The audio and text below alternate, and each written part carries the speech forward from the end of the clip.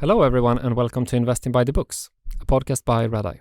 I'm your host, Eddie Palmgren, and with me here in the studio is my friend and colleague, Niklas. How are you today?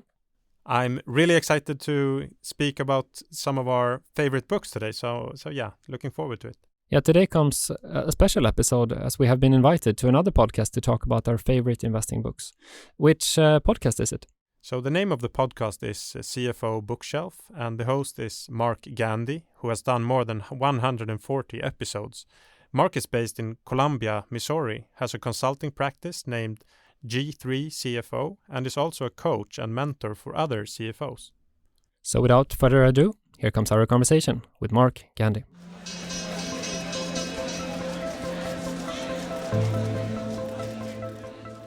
I'm going to say that you guys are the men, the myth, and the legend. You guys are the hosts of the Investing by the Books, and I've been looking forward to this for weeks.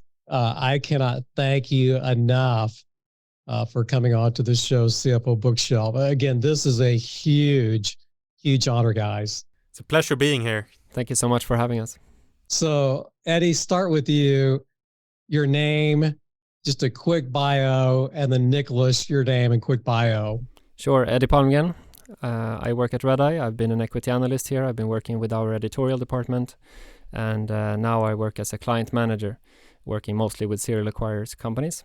And with Niklas, we have the podcast Investing by the Books, started summer of 2021. So you're in your second year? Of the podcast, yes. But I've been at Redeye since 2014. And then Niklas? Yeah, so Niklas Savos, I'm working currently as an equity analyst here at Redeye, focusing on serial acquirers specifically. But I'm interested in everything, everything investing related, so to speak. So I mean, personally, I invest in other companies as well. And yeah, me and Eddie has had this podcast for a while, and it's super fun. And yeah, I really love reading books, and it's a great forum to speak with authors and really ask the questions that you ask yourself when you read books. And we're going to talk about your show in a little bit, your firm. Again, I just want to say kudos. I love your show, and I'm very picky in what I listen to. And I'm trying to remember who turned me on to your show, but it is outstanding. I'll even tell you my 5 that I got teed up that I'll be listening to next. But again, just great show. But I do want to focus on investment books in general, if that's okay, in this conversation. Have you guys been reading investment books since you were 5 or 6? Or when did the journey start with either of you two or both? Yes, I mean, for myself, I'm 33 now, and I think I read my first investing book when I was around 15. It was I started with reading some Swedish books, and then I got into actually one of the first investing books I read was The Intelligent Investor, but then I was maybe 18, and then since that time it's been a bit of a start and stop, I have to say. So in some years I didn't read so many investing books, and I think in 2016 I really got off reading a lot. So then I started to read, like, I think I read 50 books that year, and since I've been at around 30 to 50 books every year. So it's just I think life comes in between sometimes. So I mean, I started my career, and then I felt that I didn't have too much time reading, but since 2016 it's really one of the pleasures of life for me. Can I be nosy real quickly, Niklas? Of those 30 to 50 books, are maybe half investment books, a fourth? Kind of what's the mixed? I mean, it's a great question. I think it's a matter of what do you view as an investing book. I think if you include books about business in general, I think it's definitely 60-70% of them is probably investing books. Biographies is one of the categories I like the most. But then I also read biology and psychology and so on. But not so much fiction, actually. I mean, maybe a few books every year. And Eddie, how about you? I've always been into books. I grew up with books. My family everyone has been working with books in one way or another, producing, writing, illustrating. So that really comes naturally for me. And then when I started investing, that was probably when I turned around 18. Came from my grandma after she had passed, and she had that interest, and there was something that intrigued me to go deeper into that. And of course reading was like a good way to find knowledge, as I had done before in other subjects. But it was also, of course, a lot of fiction in my reading, and that is something that I unfortunately dropped when I started studying. Then it was more reading non-fiction, and of course focusing on reading the books of finance studies, which I kind of regret now. I should have spent more time reading more valuable books, but that's something I have kept up with over the last couple of years. And our CEO at Redeye, he's reading a lot, and he has inspired me to read more. And now you have a podcast focus on investment books. When I started this show, the first thing I did was I created a list of 100 people I would like to interview.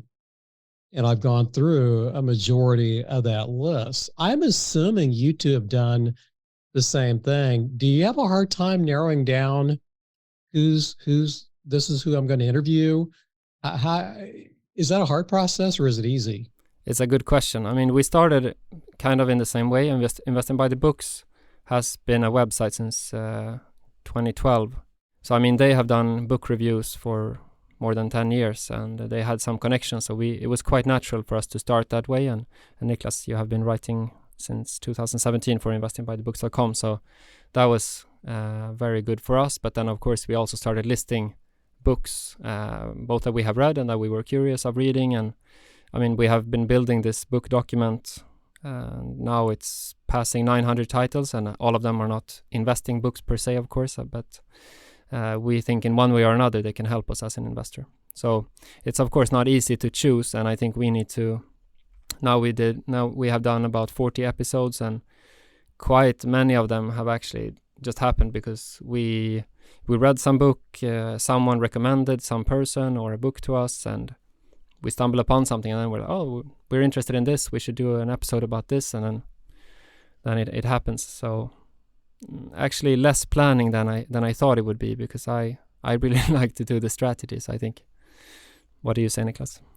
I'm more the kind that don't plan so much. I think, I mean, the ideal situation is that you read something that gets you really intrigued, and you have all these questions naturally to the author, and then you try to fetch them and interview them. So I think that's the best way for me. Of course, I mean, to plan in some aspects is good, but I think that process, the natural process, is preferred for me.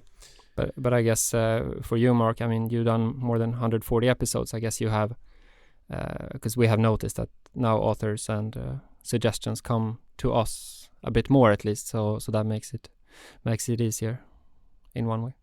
I was going to say, I get requests every single week, and having to now say no a lot.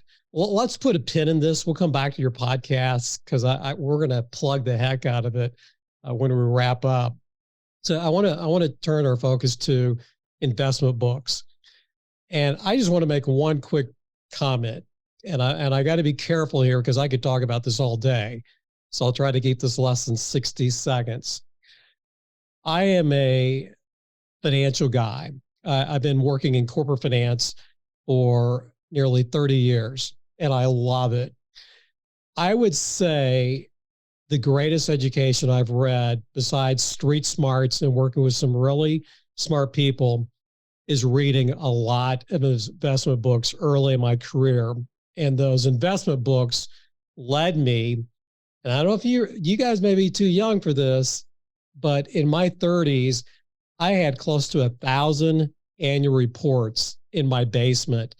I didn't read them all, but I perused through them. And you don't go through that process and not be impacted. So I just want to say the power of investment books can have a profound impact on one's professional career. So I just want to say why this is, to me, a very, very important topic. Concur? For me, I think not just only investing books. I think reading in general is really important, and I think everybody should read what they are interested in. And I think our work in the podcast is, of course, we would like people who are not interested in investing to get interested in investing. But it's also maybe more to get the people who are already interested in investing to see the value that you can get from books, because every person are not like natural readers, and I think podcast is a great step towards reading more. So I think when we interview someone, the next step should naturally be that you buy the book if you're interested in the subject. So I think, that's more or less the focus we have, I think. Do you agree, Eddie? Yeah, definitely. And having talked to all these authors, having read the books and even been part of the process of writing and the editing, and we know how much work there is behind every book. There's so many hours that goes into it, both from the authors and other people involved in the process. So, we really admire that, and the reason why we like it is because of it's such a high quality usually. So we know that books have stood the test of time. It's a format that has been there for a long time, and of course now it's more digital and audio versions and so on. But in our view, books are still like trumping most other content, and we think that will persist. Of course, you can complement with other sources as well. But before we get into hearing your top 10 lists, and I don't know if it's one list or if it's going to be two lists of top 10 books. And by the way, it's okay if it's the top 9 or top 7. I know coming with a top 10 is hard, but before we get in that list, I'm holding in my hand Benjamin Graham. This is the 3rd edition of The Intelligent Investor. Oh, okay. Now mine is 1965. It's 1965, and there's a signature in it. 1965. Benjamin Graham. It may be sacrilegious what I'm about to say. Anytime investment books come up, the book Security Analysis by Graham and Dodd, or The Intelligent Investor by just only Benjamin Graham, I'm not a fan. I'm not a fan of either of those two books. Does that mean there's something wrong with me, Eddie or Niklas? No, I don't think so. I think, though, that maybe what many readers of those books miss is that they are written, for such a long time ago. And, a lot of the books is about presenting like formulas for how to invest, which may not stand the test of time and maybe has not stood the test of time. But I think if you read, for example, The Intelligent Investor from another angle, and I think we'll get more into that, like the philosophy and the concept of Mr. Market and the margin of safety and so on. I think, a lot of newer investment books has built on those concepts, and that is maybe the key for me. Great point. So if they would have been written like this year, they would not have been the same way, I guess. No, I don't think so. And I think if Benjamin Graham was to be alive now, I don't think he would write this book. I think he would probably do something that's more profound for this day and age. Because they worked very well at the time. And when you read the history of how inefficient the markets were, of course it was a good way to approach them, to find value in that sense. And again, great points. So you knew I was going to ask you about your favorite investment books. How do you all want to do this? We've not rehearsed this. Do you want to do each your list? Do you have a combined list? How do you want to do this of your favorite investment books? So I think we have a bit of a combined list, but I have a structure where I will start with just describing what I think is needed for investors and then fit the book to that concept more or less. So, if you just ask us about the books, then we can go on. Yeah. Jump right in.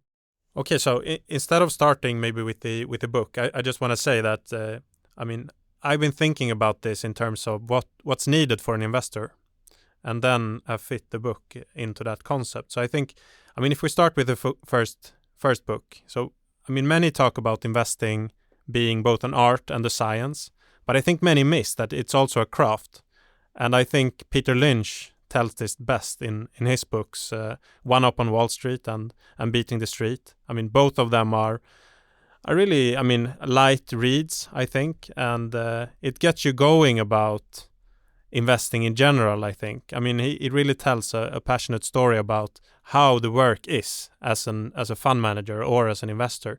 So, it's about being attentive to new trends, to speak with a lot of people, to read a lot and so on.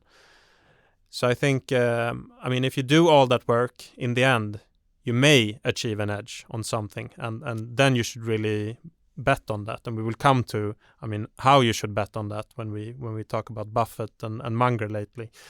But I think too many people in general discard Lynch's advice as really, buy what you know, and just if you like something. If you like a product from a company, then buy the stock and everything will be fine. I don't think he says that really. He says that you should know the companies if you buy the stock in a company, you should know the products, you should understand them. But it's not just go buy them. He's also into that the price is important, and I think I think that's something that's missed, and something which I think actually people don't really understand the advice that he gives. Peter Lynch, by the way, is in my top 10 as well. And on the topic of like the craft of investing, there are of course many tools you can use in your toolbox, and something maybe more for the advanced investor and sophisticated investor, and maybe not as easy read as Peter Lynch. But if you go into what we think is important here at Redeye as well, when you find stocks, is that you have a checklist, and that's something. We know that there are many books, so we have our own rating here at Redeye, which is described in our CEO's book, Quality First Investing. But when I thought about this concept and the perhaps most extensive classic on this topic, I think it's Michael Chern's book, The Investment Checklist. He presents like a really big framework. It's both qualitative and quantitative, and this really serves as a reminder of what is essential, and it helps you to not overlook these important aspects. And of course, you shouldn't be stuck with a checklist. That's a risk, of course, that you just focus on this and you forget other things, or you put too much emphasis on this. We think you need to be flexible. You need to understand which are the most important questions in this case and which are most important in that case. So then we come back to this art part of investing, but making those judgment calls, it's tough, and it requires experience. Do you mind if I add something about your comment on the investment checklist, Eddie? Sure. I as much as I appreciate the construct or the idea of art, to me that checklist addresses the sin of omission, because the checklist can help us to maybe think about something that otherwise we might just miss or ignore. So I don't think that gets in the way of the art part of investing. So again, your comment is brilliant. And by the way, great selection. Excellent book. Okay, what's next? So, I talked about price with Peter Lynch, that maybe people don't really understand that. He actually says that price is important. And I think, for me, I think the concept of having a margin of safety has been really, really important. Thinking about, if the value is higher than the price, and how to think about that. So I told you before that The Intelligent Investor was one of my first books I read, and I think the concept of margin of safety and also Mr. Market in that book really drives home the point for me in a great way. And I also want to emphasize that I've read the 7th edition, where the brilliant Jason Zweig has added his comments and really made it a lighter read, in my view. I think he really, in each chapter, he summarizes the concepts in a great way, I think. So, just to mention the Mr. Market analogy, it's really about how to use the market to your advantage. I think people get swayed by the market moves instead of thinking about it as the market can sometimes offer you a bargain, and sometimes it will be just offer you a price that is, you shouldn't even get close. And I think you should use it and not get swayed, and that's the hard part. And I think in a way Graham really helps you understand why you should think about the market in that way. And I think I think I haven't read anything that's better in that. And we can get into later about having a checklist and so on, how you should really act on it as an investor. I think maybe not checking stock prices every other minute is one great way of doing it, and thinking about it as a business owner and not as just blips on a screen. And the other is, of course, the margin of safety, which I mentioned in terms of valuation. That, I mean, you shouldn't, if you find something that's a great company but it's fairly valued, I mean, it will by definition give you a market return. But if you find something that's really discounted, it could be because Mr. Market is in a bad mood that day, pessimistic mood. Then you have the chance as an investor to really do a great investment. And I think that's what this is all about. So I think that's what makes it so important for me. We speak about understanding Mr. Market, and on the other side of Mr. Market is yourself. And then you can think about what is Mr. Market doing wrong, and that is usually being over-emotional in one way or another. And if you can avoid being that, you should have an advantage, and we will come to that later in this discussion as well. But I think it's always interesting to think about it from that angle. Like, someone is really angry with you. Should you fight back, or should you be calm in the situation and just think clearly? I think it's pretty similar. I'm like the little kid in the candy store, or I love baseball cards as a kid. I like the little kid at the drugstore waiting to get the ball cards, opening up the wax paper, pull up the bubble gum. So this is my baseball card experience. What's next on your list? Yeah, I would like to continue a bit on the understanding of the market. To me, when I started reading, I didn't mention before, but history has always been of great interest for me. And of course, financial history is very, very interesting as well. And that can also help you understand the market. Of course, we know that it's never going to be the same as it has been. There will always be something new, but just to know that something has happened before, it will give you another dimension in your thinking. Because we have only been living for a couple of decades, and I mean, so much more has happened. So one title that I think is not very well known but is interesting is Once in Golconda by John Brooks. And he has also written two other books that are more famous, Business Adventures, that we talked about in the podcast, and The Go-Go Years. And they are also great, but Once in Golconda, it really covers the development of Wall Street from the First World War to the Second, and when New York overtook London's position as the world's principal money center. So my key takeaway from this one is how bad things can get and how many unbelievable things that actually has happened. And we often hear that we need to be prepared for anything, but sometimes the real world stories are valuable to remember, I think. So just one crazy example from that is when the war broke out in 1914. I mean, the stocks were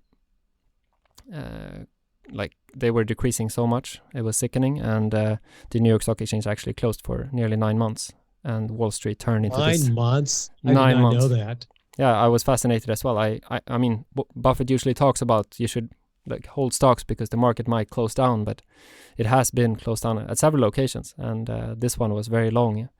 9 months, and I mean, Wall Street at the time was like a ghost town. There were a handful of outlaw brokers, as they were called. They were trading outdoors, some securities at panic prices, and I can just see this in front of me. I mean, it makes you a bit scared, and you shouldn't be too scared because we know that there have been many crises since then, and usually they have kept the market open and so on. But just think about what you own in your portfolio and if you're ready to hold it through thick and thin. And there are a lot of stories in there, but I've read Business Adventures. I have not read that book. I am putting it on my list. So Eddie, great suggestion and great point. But again, I did not know that 9 months shut down. That's amazing. Nicholas, you're going to jump in. I don't have anything I have nothing to add about Charlie Munger. Yeah, I mean, if we should move on about a bit to the next topic, otherwise I could talk more about the stories from Golconda, but I will. You can read them yourself. I won't spoil them. One is just about the boss of America's at the time second biggest commercial bank. He goes short his own company, quite a huge amount. That is another fascinating story. But as an investor, you also need to avoid big losses. And to do that, one thing is, of course, to think about the price, as Niklas has talked about, and other important and related topics are risk, luck, and probability. And of that, we can read in many books.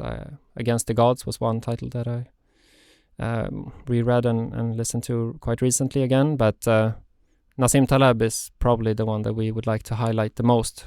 I mean, exactly. His work keep going. Yeah, I mean, his work is exceptional, and of course, the book that made it most for me was Fooled by Randomness, but it was also the first one that I read, and the subtitle is The Hidden Role of Chance in Life and in Markets, and I think it's a good description of the book. It really talks about what you need to think about, and I mean, one of my conclusions is about overconfidence. He comes back to that quite often, and it's really this dangerous character trait that you need to avoid, and it's very, very dangerous in life, but also in financial markets, and it makes you arrogant, and you're not thinking about the other views, and it will make you put too much at stake. And one thing that we have been discussing is this alternative histories, so that's something to always keep in mind. And Taleb brings this up, that something has happened, but that's not the only outcome that could have happened. There are so many other things that can happen, and I think the ones in Golconda shows you that. But of course, there are things that have never happened that can happen. And yeah, I mean, we always try to. I mean, in retrospect, say that of course that was the way it was going to play out. But as Eddie said, I mean, that's just one part of it. Maybe I mean, if you look at this as a probability game, you will set different probabilities to different outcomes, and of course there will be one single outcome in the end. But I mean, first of all, it's not certain that outcome was the most likely, and I mean, you should have that with you all the time, and not try to be arrogant about thinking about why things played out and so on. Yeah, and Taleb has this extreme example of one person earning $10 million by playing and winning Russian roulette, and one person is earning $10 million from his work as a dentist. And of course, the probability of survival and the dependence of randomness is very, very different in these two cases. So exactly, focus on the process, not the outcome. That's kind of the conclusion from that. Eddie, did I hear you mention Charlie Munger a few minutes ago? I think it was Niklas when he said he had nothing to comment. Yeah, I've nothing to add. Yes.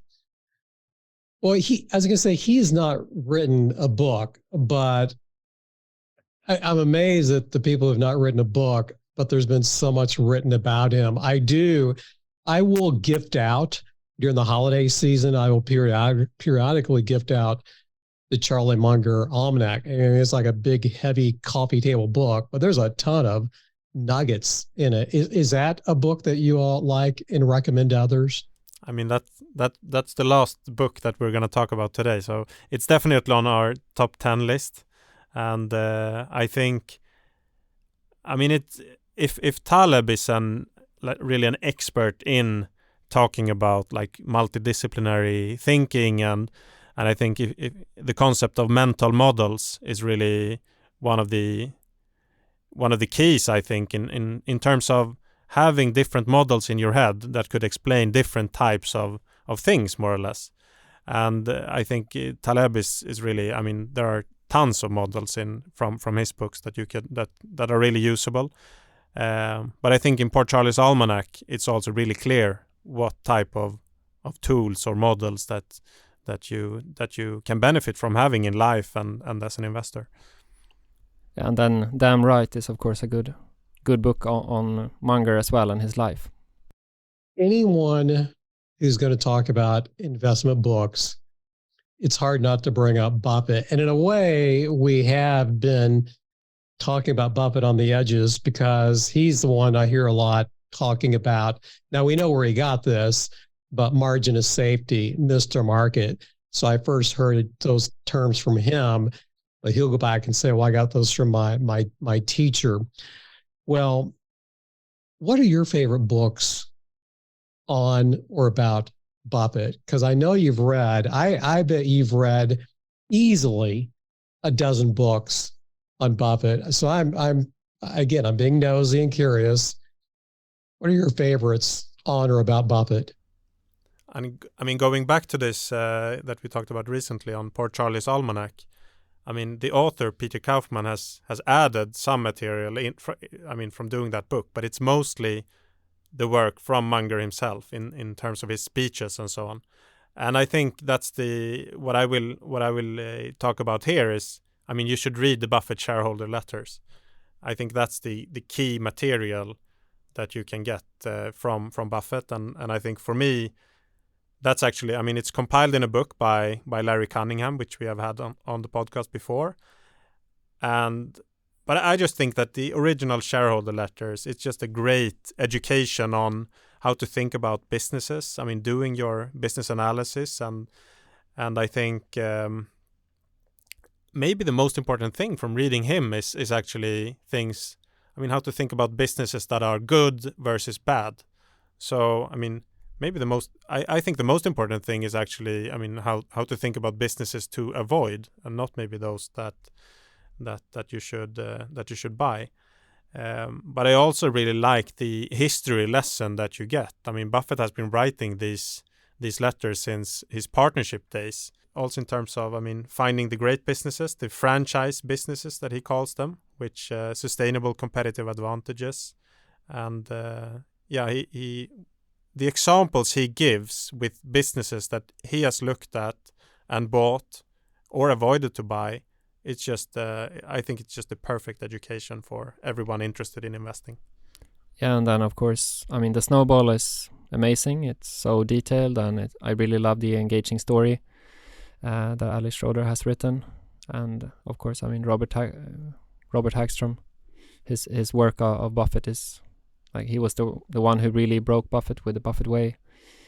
And you also have the making of an American capitalist, Lowenstein. Yeah. Yes.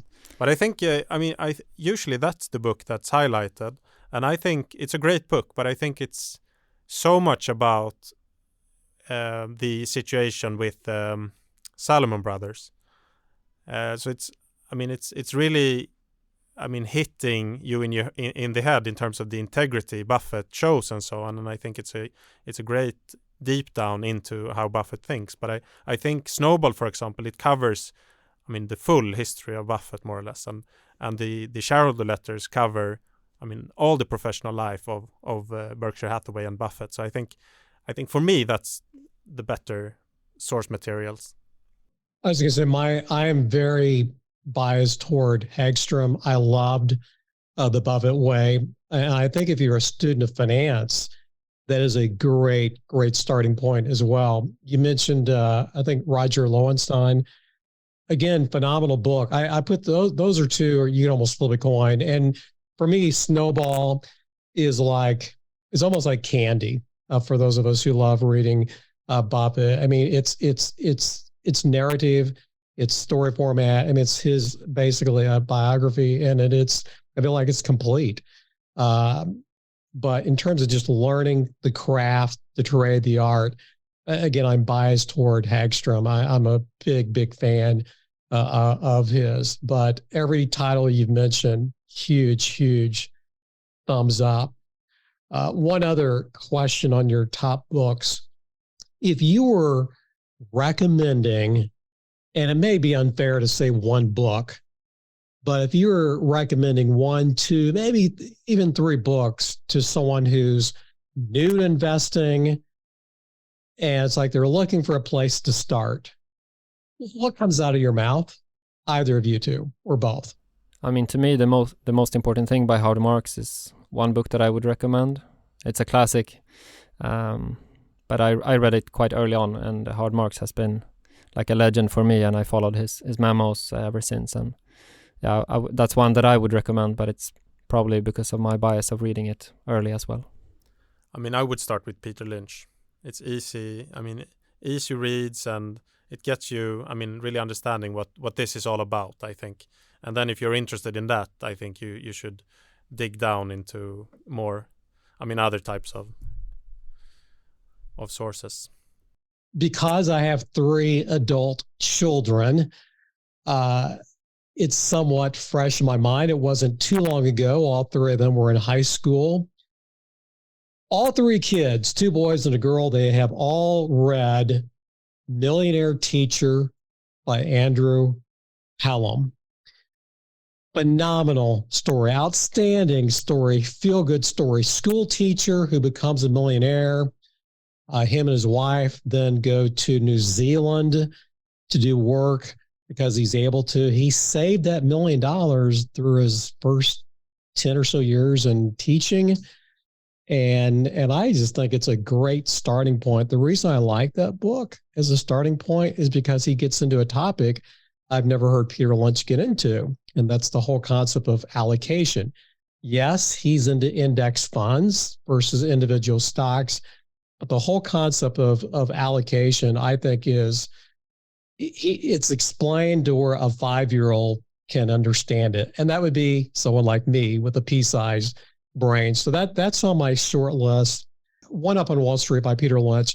That's one of the first books I read, and I like the way you worded that earlier, Niklas. It's just easy to understand. I don't think it's overly simplistic, but it's like, oh, I get this, and I can do this I can invest in individual stocks. But the other book I highly recommend, and I can almost say this could be first, and that would be The Little Book That Builds Wealth by Pat Dorsey. And I think Pat wrote that when he was with Morningstar.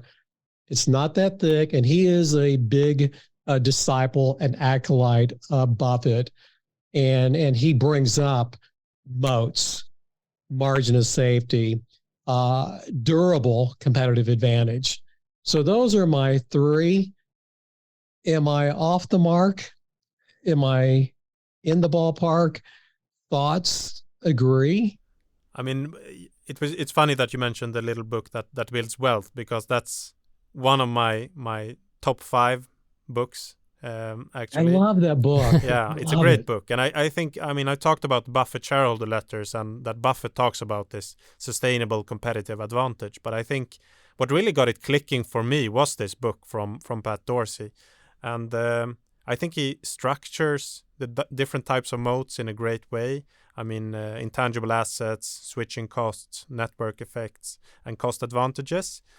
And I mean, Buffett built a lot of his career on finding businesses with strong brands, but that has lost some of its power, at least in recent years. And I think investors today, I mean, they must understand network effects, switching costs, and so on. And I think just Pat Dorsey is probably, for me at least, the best author in explaining how all these different modes, I mean, how you can think about them and classify them in your head in an easy way.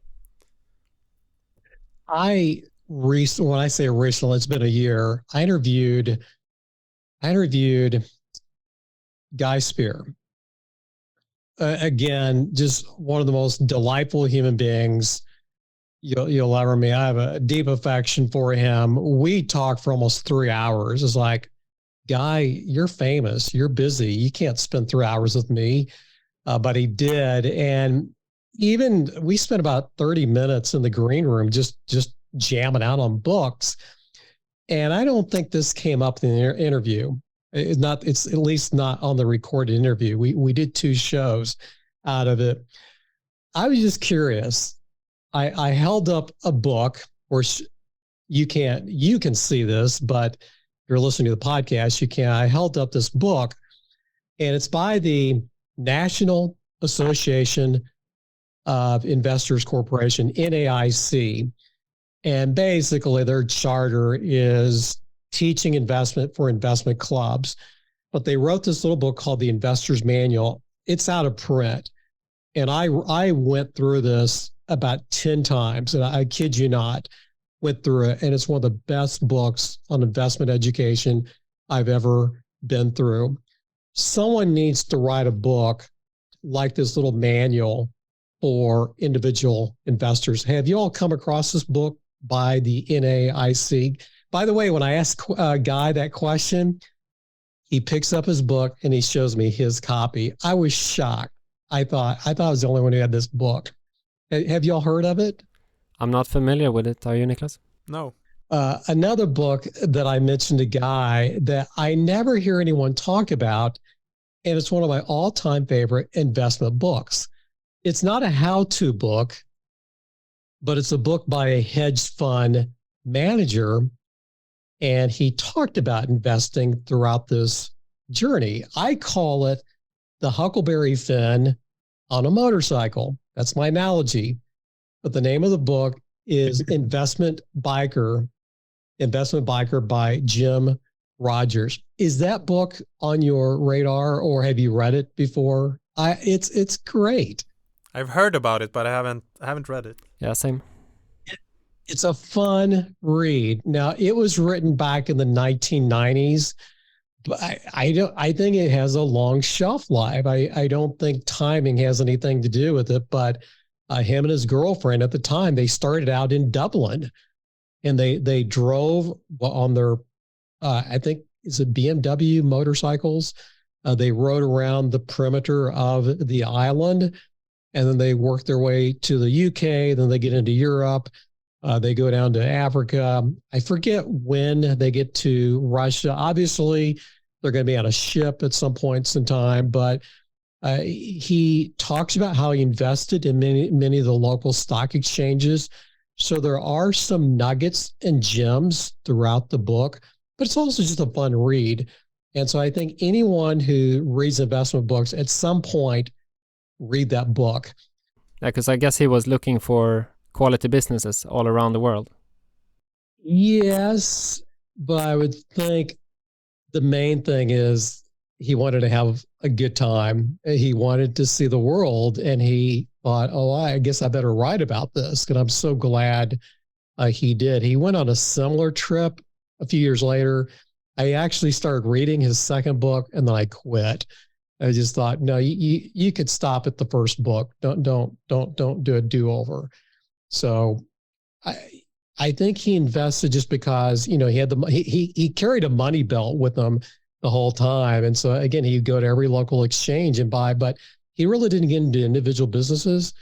He did talk about each country. He spent a little bit of time talking about the history of some of these nations he traveled to. And I thought that economics talk in some of these travels, excellent. Yeah, it's interesting. And to continue on the track of the little book that builds wealth, I mean, we talked about finding really good companies that can survive for a long time. And when I was hearing about this bike journey, then I thought instantly, okay, then you could find some good companies during that trip. But of course, you can also travel just for leisure. But I think it's good to always have that in mind wherever you go. I mean, it comes back to the Peter Lynch approach. You just keep your eyes open. You see a car driving by with some company logo. Oh, what is that? And it's part of this group. And what is that? And you're this curiosity, and someone serves you a good, like a good product or anything, and you're curious to find that out. And one book that I would highlight in this regard of finding quality businesses, it's called Quality Investing. It's written by Lawrence Cunningham and the team from AKO Capital. I think that really helped me to understand what a great business is. And what I like about the book is that they bring up so many examples. It makes it so much more tangible for me when I read it. Okay, there's an example of a company, and some of them I already knew, like Handelsbanken here in Sweden, very successful bank for many years. And one case that I still think about is Geberit, the Swiss producer of sanitary products and systems. And they, like every time I see one of their toilets or anything, I think about, oh yeah, this company has been around for like more than 100 years, and they have been really, really successful. And when you find those kind of companies, usually they can be in it for a very long time. And since they make products of high quality, I mean, they become trusted partners, and they often get a good reputation among the customers. And with that, they get a strong brand, and that enables them to charge a high premium for their products. And the people in the business, they usually think about the quality, and that makes them long-term. Because if you do something good, you want it to last for a long time. So all of this really resonates well with me, like from a personal point of view, because I've always thought that relationships are built on trust and care. And in the beginning, I mean, when you read like Michael Lewis, all of his great books, you can become a bit skeptic to this world. What are all this financial world? Everyone is just like super short-term focused, greedy people, and tricking people into buying something they don't even want. And so I think quality investing really proved for me that there was this other way, and a very honorable way to do business, and to hold on to those companies is something that can be very good for your portfolio as well. Eddie, you've triggered a question. As I go through my top 10 list, actually my list is 11 books. I couldn't get it down to 10. As I look at my list, there's a topic that's missing, and I want to know if it's a topic that is in your list. So I have a deep finance background, I have an accounting background, and so I just take it for granted. Why do I need any books on how to read financial statements? And by the way, I'm very, very critical of books like that. I find most books boring. They're very academic, and they put me to sleep. Do you have any books on your list on financial statement analysis, how to read financials? I know one book, Financial Shenanigans. There's one book, I don't know if it's that book that addresses the quality of earnings, which, by the way, is trademarked. But do you have any books that were financial statement analysis, presentation, or reading of is on your list, and should it be? I mean, one of the early books I read was The Interpretation of Financial Statements by Graham, actually. So it's a long time ago, and business has changed since then, but I think a lot of that is still relevant, and it's a short book. It's like, I think it's around 100 pages. I think that's a great way to start. But then apart from that, I mean, for me, it's more or less learning by doing. That when you read financial statements and really go through the details and the notes and so on.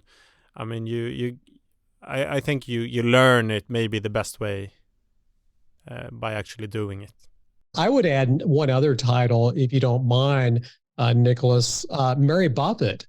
I work with a lot of CEOs. I work with CEOs every day, and most of them are what I call rapid growth, high growth CEOs. Most were growing like gangbusters. And the book I recommend to them, if they're struggling with financial statements, even though we'll walk through them on a regular basis, it's like, if you want to learn more, read Mary Buffett's book. Mary Buffett book is The Interpretation of Financial Statements, and each chapter is like 2 pages, 3 pages. So if you want to understand accruals, there's a little chapter on it. Prepaid or deferred charges, there's a little chapter on it. So everything that you might see in a financial report is going to be in that little book. It's readable, digestible, accessible. It's not overly academic. Last night, again, guys, I've been looking forward to this conversation for a long time.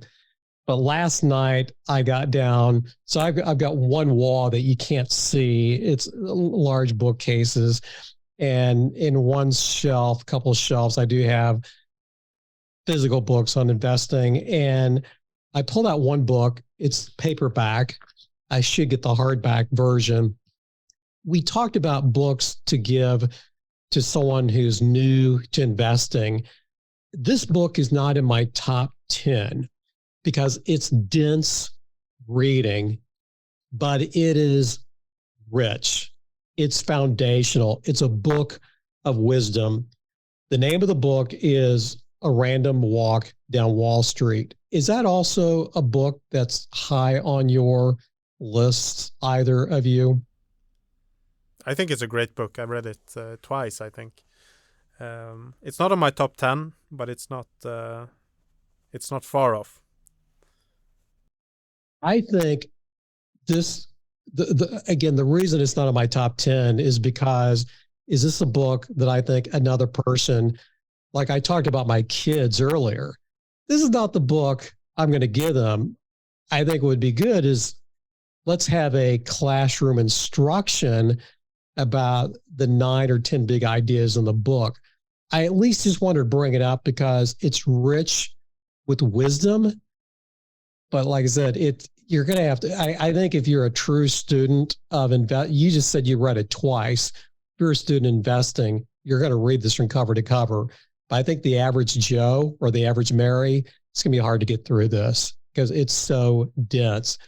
But I didn't want to go through this show on investment without at least bringing it up because, again, it is a book of wisdom and it is a book that stood the test of time. And I think people will be talking about it even 50, 75 years from now. Tough to narrow it down to 10. It is. I want to wrap up by, you've got the floor, or I guess, do we say in this context, you've got the mic?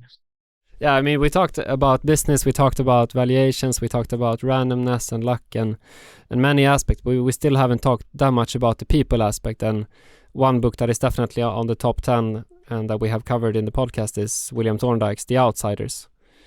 And I mean, how can it not matter? That's my question. What are the incentives of these people that are running the show? How do they treat their employees, their customers, their suppliers? And maybe most importantly, how do they allocate the capital of the company? So thinking about which people are at the helm, I mean, that's very important in my view, at least. And then The Outsiders of William Thorndike is definitely one of the best books of that. I think he has talked to and interviewed everyone around these 8 top CEOs that he is considering as outsiders. They are doing things not in the conventional way, so to say. Can I just say that if I were to recommend, if someone's never read a business book, I'd say read this book, The Outsiders. It is exceptional. I think many businesses would benefit from, having a leader with that approach to really, that really focuses always on creating shareholder value and, not on building an empire, but actually every decision they take should be focused on grabbing the most long-term value as possible for the business. And I think, even though Thorndike wrote this book, I don't think that's appreciated enough in the industry. Yeah, and many investors, they focus too much on the products or on the new technology of the new market that's going to blow everything away. But if they are not going to do anything good with the money, if they get any money, then it doesn't matter. So capital allocation is a bit underrated in that sense. And then you have one more book left, right? It's the Port Charlie's Almanac. I think everything we have talked about today, all the books we have talked about are really important, but I think if you miss what Charlie mentions in his speeches, then I think you may fail anyway. So I think, for example, I mentioned the intelligent investor and the concept of the Mr. Market, and that explains how the market is a manic depressive actor with huge mood swings. But I think, you really need to, as I said in that when I discussed that book, you need to stay calm even when others panic. And I think Port Charlie's Almanac, it's a compilation of all the major speeches that Munger has done, and my favorites are The Psychology of Human Misjudgment, where he talks about, I think it's 28 different biases that humans have, And I mean, what's interesting here is that Munger, he wrote that speech in, I think it was 95. And at that time, we didn't have the for example, Thinking Fast and Slow by Kahneman and Tversky. And I mean, I think Munger was quite early here. We had, for example, Bob Cialdini's book, Influence, but I mean, there was not so much written on the subject. And I think usually we hear that practitioners are the ones really coming up with things, and then we have theoretics actually writing about them. And I think this is just what has happened here, that Munger really thought about all these concepts and wrote a speech about it. And I mean, he said that, for example, Cialdini influenced him in writing that speech and gave him a few new ideas on biases, but actually he came up with a lot himself. I mean, really being curious about people and businesses and so on. So I think that's a key. And then the speeches on worldly wisdom is also, I mean, really one of the best speeches I've ever read. And I think to have this, I mean, this is one piece of our podcast also, that, I mean, we want to highlight the benefits of having a multidisciplinary thinking in everything you do. I mean, to become a better investor, but as well a better person. So I think reading books on other subjects may lead you to come up with new innovative ideas on how to think about things in investing and life. Yeah, and in the podcast, Investing by the Books that we have, I mean, we have tried to have titles that are about, for example, mentorship. We talked about history, entrepreneurship, psychology, even spiritualism. We talked about wealth, health, and also one book on forecasting. And some of those we realized when we speak to an author that is an expert in their field, but they know nothing about investing, that can be a bit tricky because it's hard to make the connection. I mean, we can make the connection and hopefully the listeners can make the connections, but it's usually better for us to speak with an investor who really likes such a book on a different topic, because then we can have a discussion about our field of application, so to say. Speaking of your podcast, I wrote down the next 5 shows I'm going to listen to. They're not in sequential order. They're kind of all over the place. And you're going to tell me, did I pick 5 good ones? I've already listened to several shows, but here's what's coming up next. Derek, is it Lido, the Entrepreneurs? That's actually the next one. And I may be listening to it as early as tomorrow. Of course, I consider Adam Mead a friend. We had him on, I think, the month his book came out, The Complete Financial History of Berkshire Hathaway. I'll be curious to know the angle that you all took with that conversation. That is a book that will be here forever. And I hope he will continue to update that book. If you listen to the episode, he might give you some clues about when the next update comes out.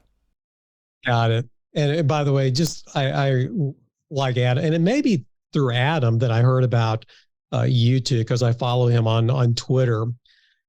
Dennis Jean-Jacques, if I said that correctly. Is it Jacques or Jacques? What's the French pronunciation? Jean-Jacques, I think. Oh, J. Okay. The 5 Keys to Investing. I'm going to listen to that third. And then Patrick Whalen, if I got that right, on Business Adventures, which we've talked about. And then I am going to be hunting down Christopher Mayer. I really do. His 100 Baggers is on my top 10 list. And I read it. I think I read it right before I read The Education of a Value Investor. So I want to listen to him, because I do want to get him on the show in 2023. So those are my next 5. Did I pick 5 good shows of your podcast? I mean, in our view, any show you pick would be a good match. But I think those 5 are definitely great. We are not biased at all. I mean, to be really frank here, and I mean, it's the same concept on how you recommend books to people. I think sometimes you're in need to read a certain book. I mean, maybe your curiosity is really on that, or usually it's curiosity, I think. But also, I think in my view, maybe not in an investing sense, but going a bit broader in life sense, for me, books can be like a sort of medicine as well. If you need something, instead of going to a psychologist, you can read a book, for example. That helps for me if I have any problem in life or so on. To read philosophy, for example. So I think the same in a way goes for how to pick investing books. That if you feel that you miss one tool in your toolbox, then try to find a book that could help you with that. So I think in my view, the same goes for podcast. If you should really get something from a podcast, listen to a podcast that you think could help you at that time. So, I would recommend that you probably read a bit on the different guests we have. What are they about, and is there something clicking there, and then choose the shows from that. Well, what you just said applies to me, because when I listen, I go buy the book. If I don't have it, it's working. And this, two of the titles that I did not have the books, I've already bought the books even in advance. So you guys are stroking my intellectual curiosity, although it's feeble, but it's working. And again, I love the show. I like your approach, the way you do it. I think both you two are great interviewers. And I think you're both, you two are so passionately curious, which is what to me is kind of one of the secret sauces of the show. So again, I really like it. And I'm assuming it's on every platform, Spotify, Apple, and like a gazillion others, correct? Correct, yes. Even Amazon, yes. And Amazon. And I've even been starting to listen to more shows through Audible since I have an account through them. And I haven't checked to see if your show is available on Audible. Most hosting services automatically will send it to a lot of these platforms that we don't even know about. So I need to check to see if yours is on Audible. And it is. Yeah, it is on Audible, but you kind of have to apply yourself to get it into the Audible platform. So it's not automatic, I think. And again, the website is. Yeah, we're doing this partly in cooperation with investingbythebooks.com, where I started writing in 2017, as Eddie mentioned before. But as actually for the podcast, the site is redeye.se, and then we have a link to the podcast on the website. Do you want to mention anything about Redeye? Yeah, I can say a few words.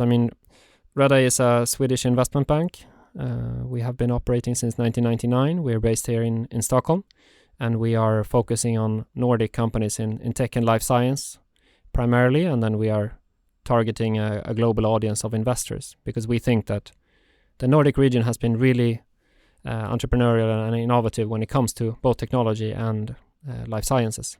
So there are many interesting companies here. There are many smaller companies. And we think that we are already seeing that there is a lot of international interest for these type of businesses. We are about 80 employees here at the headquarters, and we have a full range service with all kinds of company. We're doing many company transactions, and we have our advisory part also doing equity capital markets, for example, and we have our analyst department with about 30 analysts, of which Niklas is one. And what do you do there? Yes, I'm a client manager, and so I'm in contact with companies that wants to have our research coverage, and also do events here and any other type of service that companies are interested in. But mostly I'm focusing on the podcast, so I'm doing that with Niklas on pretty much half of my time. And you need to tell them thank you very much for letting me steal some of your all's time. I believe it's the afternoon hours where you are, but please tell them thank you. Yeah, thank you so much, Mark, for having us on the podcast. It's been great fun talking about investing in all kinds of aspects, and we love books, so this has been very pleasurable. Thank you so much, Mark. It was really fun. Thank you for listening to Investing by the Books, a podcast by Redeye. Follow us on Twitter at ib_Redeye and email us at ib.podcast@redeye.se. To improve, we'd love to hear your feedback, so please rate and review us. Notice that the content in this podcast is not and shall not be construed as investment advice. This information is meant to be informative and for general purposes only. For full disclaimer, visit redeye.se. I'm your host, Eddie Palmgren, and until next time, I sincerely wish you the best of luck on your journey through life and investing.